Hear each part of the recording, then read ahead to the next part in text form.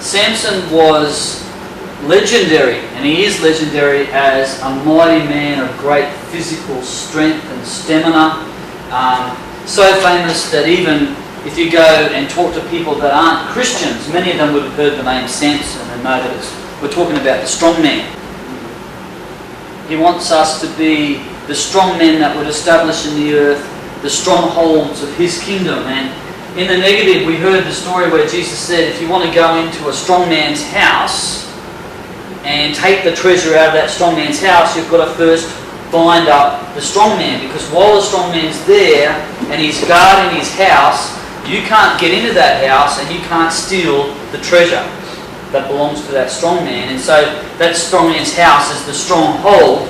And so Jesus said first you need to bind him up, and then in Luke Jesus says you need to disarm him.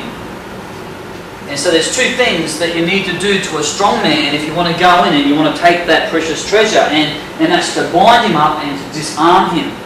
Now, Satan is coming into the earth, which was originally created to be a stronghold of God's kingdom, God's paradise, and all the souls of men are God's treasure. And Satan has come in, and the way that he's been able to come into the earth and gain access and steal the treasure that belongs to the storehouse of God is because Satan has effectively bound up and disarmed God's strong men.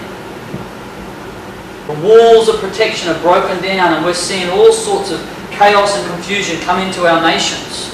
It's because God's strong men are being bound up by the devil. Now, not everyone. We know that there are some strong men of God that have their weapons of warfare, and they're out there, they're fighting the good fight. But God doesn't want just individuals, He wants an army.